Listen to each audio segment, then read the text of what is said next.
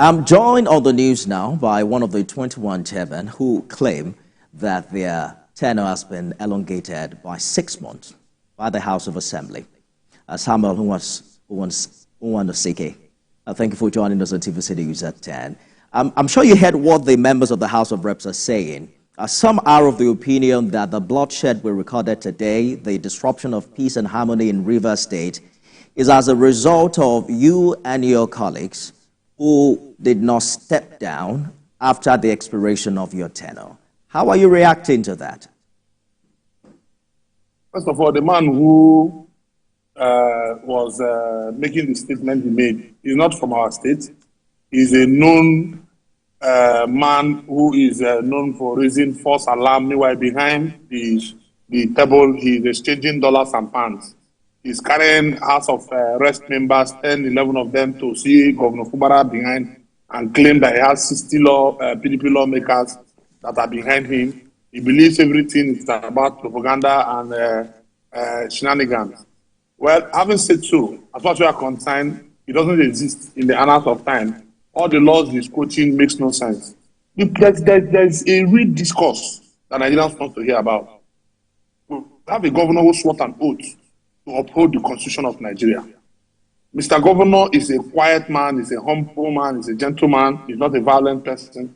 But we are not seeing clearly that the crime and criminality that has been tamed by the previous administration has all been rejigged by this current governor into a level where they are going to prison to release people, going to neighboring states where men who committed crime have vacated this state for peace. They are returning them back, telling people to go and procure arms to attack local government, led by his own chief of staff and his ADC to the governor, because the governor believes he has an immunity. His chief of staff, I speak to you right now, is the Eleme Local Government Council. Even when police has made an official statement that they have taken over all the councils, they have seized all the councils, they are shooting policemen, they are beating up people, and they are taking councils in the name of that we are in charge. Well, some really huge allegations you're making here, Mr. Nwanosike. Yes. But I want you to speak. As I'm talking to you, go online on social media, you'll find it. Let me come back to the issue we are discussing. I even want you to speak to, just a minute, I want you to speak to the decision of the police in Rivers State. How are you and your other colleagues receiving it? Well, no, Biden. What police is doing today is to save the situation. And that's the best thing that can happen. And it's in line with the decision of the Court of Appeal that said, stop all hostility, don't take any action, status quo should remain until all parties come on the 20th. 20th is next tomorrow. The question is, does the governor have the power to go and organize a press conference and start up an administration when there is a ruling of court that says don't interfere with the process of the House of Assembly? The worry we have in this democracy and in Nigeria is that just recently there was a crisis in Kano. NJC came up immediately, and the CJN called the Chief Judge of Kano, and they called those involved in order. Why is the quiet in Rivers State? Who is covering up for Governor Fubara? Why is Governor Fubara brazenly disobeying court orders? Why is Governor Fubara choosing which of the orders of court he will obey? Why will Governor Fubara not appeal the judgment of Justice Omotosho that he delivered on the 24th of January 2024? And the prayers that he delivered and the things he said, don't interfere with activities of Martin Assembly-led House of Assembly. Represent the budget. Because we speak, and I know your station has that judgment, and I wish you roll out that judgment for people to see.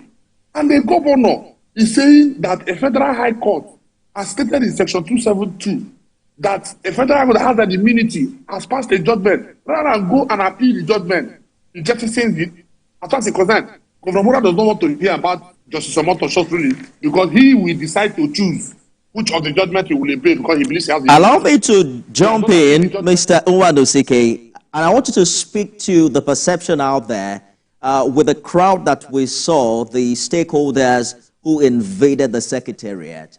The interpretation is that Rivers people seem to be tired of Wike and his loyalists. And what we've seen today is that displeasure about how they have run the affairs of Rivers in the past. Do you agree with that?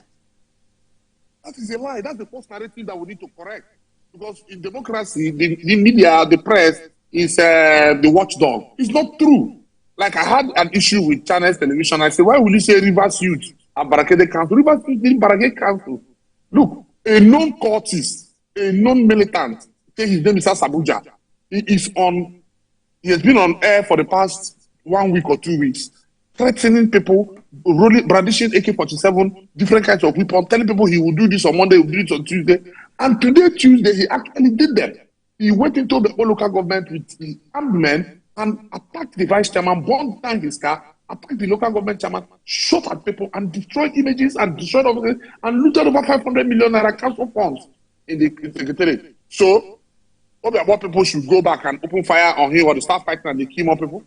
Look at what happened in Omuma. A policeman is dead. Just for no reason. Why? Because the governor chooses to say that he recognizes an assembly he wants to recognize. The governor believes that because he's the governor, that the military gives him the power to set up a House of Assembly of 3 men. One is speaker, one is deputy speaker, one is leader, and there's no member on the floor of the House. And they have screened an attorney general. They have screened commissioner. Hold on, let me finish before you go.